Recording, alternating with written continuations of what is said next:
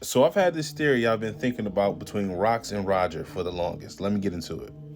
What if at one point in time, Rox and Roger were like Luffy and Ace, with Rogers being the little brother and Rox being the older sibling?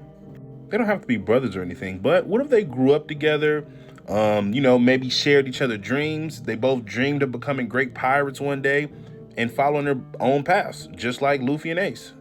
They both went off, became young pirates, and grew, having their own ideologies, coming to their own conclusions, and, becoming the men that they would one day become, which would eventually lead them to going down different paths. Now, the thing is, we never got to really see what Luffy and Ace would have looked like if they were true rivals, which I believe would have happened had Ace, not got the donut.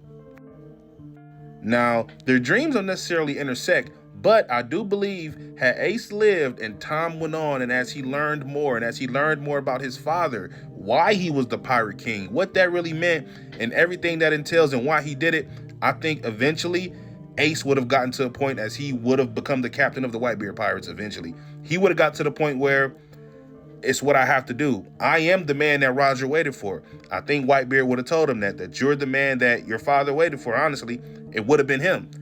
But with that being said, I was getting off topic. What if that was Rox and Rogers? What if it just went completely left? Like completely.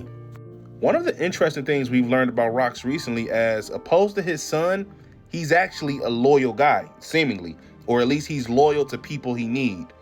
And I feel like it maybe came to something where he felt like Roger should have sided with him or picked him, but Roger chose a completely different route, which is, the normal route, and he probably felt slighted by it in some way or fashion. I think it just boiled down to a point where he did something unforgivable to either Roger, or Roger did something quote unquote unforgivable to him, and that's what brought it to where it's at. Either way, I cannot wait for the lore and everything that's gonna come with Rox and Roger. Like, I think we're just getting the first half of the story. I think later on, that's where we're gonna get like the deep backstory into Roger and Rox and all that stuff.